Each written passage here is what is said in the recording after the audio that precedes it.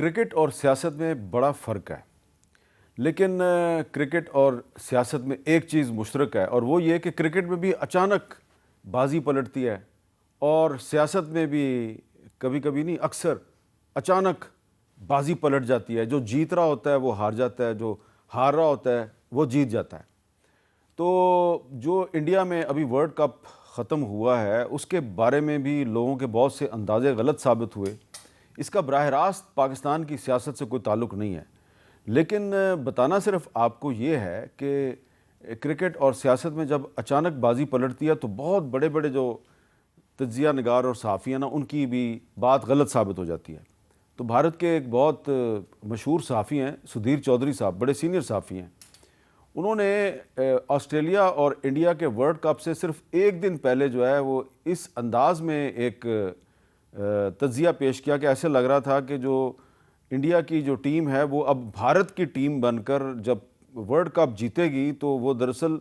بھارتی ٹیم کی نہیں بلکہ نریندر مودی کی فتح ہوگی۔ تو ٹیم بھارت جو ہے وہ تو 2023 کا ورلڈ کپ ہار گئی، البتہ 12 سال پہلے جو ٹیم انڈیا تھی وہ جیت گئی۔ اب یہ میں نے جو کلپس ہے صرف اس لیے آپ کے سامنے پیش کیا کہ ہم اکثر کلپ اپنے پروگراموں میں چلاتے رہتے ہیں، سیاستدانوں کے پرانے کلپ، کہ انہوں نے یہ کہا یہ بات صحیح ثابت ہوگی، یہ کہا یہ بات غلط ثابت ہوگی۔ تو آج کل بہت سی باتیں ہو رہی ہیں، اور اصل بات جو ہے وہ یہ ہے کہ جو الیکشن ہے اس کے لیے لیول پلینگ فیلڈ مانگی جا رہی ہے، اور وہ تحریک انصاف بھی مانگ رہی ہے، اور وہ پاکستان پیپلز پارٹی بھی مانگ رہی ہے، اور مسلم لیگ نون جو ہے وہ یہ لیول پلینگ فیلڈ کا مطالبہ کرنے والوں پہ تنقید کر رہی ہے۔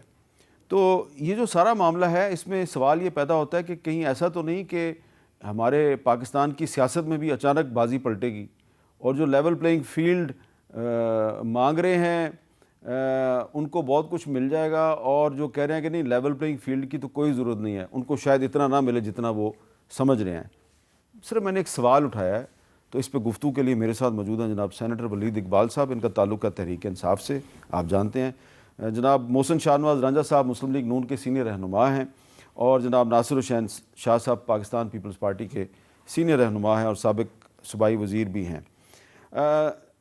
مجھے یہ بتائیے گا ولید اقبال صاحب کہ کرکٹ اور سیاست میں کیا یہ واقعی آپ کو لگتا ہے کہ چیز مشترک ہے کہ بازی اچانک پلٹتی ہے، اور آپ کو بھی بازی کے پلٹنے کی کافی امید ہے؟ بالکل جی، دنیا امید پر ہی قائم ہے جی، اور نا امیدی تو علامہ اقبال کے فلسفے میں اور ہمارے دین میں کفر سے مترادف ہوتی ہے۔ لیکن آج ایک چھوٹی سی بات حامد میر صاحب آپ اوور لک کر گئے ہیں، آج فیض احمد فیض مرحوم کی برسی بھی ہے، ہاں، اور میں اپنا ٹریبیوٹ ان کو پے کرنا چاہتا ہوں، اور اسی حوالے سے جو آپ بات کر رہے ہیں کہ جو چند ایک مصرے میں ترتیب میں اوپر نیچے ہو جائے تو معذرت، لیکن میں ان کا بڑا مداح ہوں کہ وہ کہتے ہیں نا کہ جب ظلم و ستم کے کوہ گراں روئی کی طرح اڑ جائیں گے،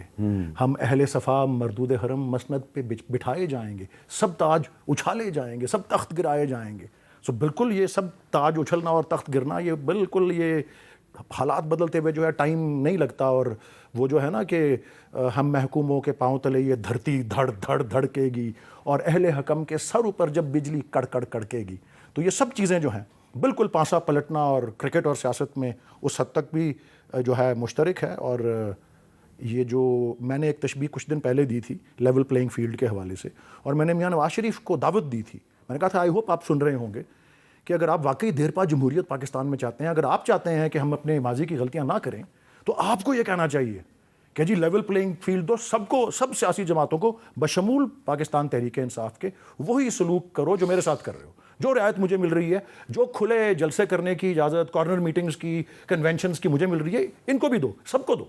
اور اب مقابلے میں اترے، اور میں نے تشبیہ دی کہ ہمارے چیئرمین جب کپتان تھے تو 2-3 موقعوں پہ کہ امپائر نے آؤٹ دے دیا کسی کو، اور وہ غلط آؤٹ تھا اور بڑے غصے سے بیٹسمین گیا، ڈیزمنڈ ہینز کا شاید وہ نام لیتے ہیں، تو نے کہا جی ٹھیک ہے امپائر کا فیصلہ سر آنکھوں پر، آؤ واپس کھیلو، واپس آ کے کسی ایک کیس میں 2-3 اوور بعد اگلے کو آؤٹ کر دیا، کسی کیس میں ہم میچ بھی ہار گئے اس کی وجہ سے، لیکن لیول پلینگ فیلڈ دی ہم نے، تو دی جہاں ایک تشبیہ کے طور پہ موقع ملتا ہے۔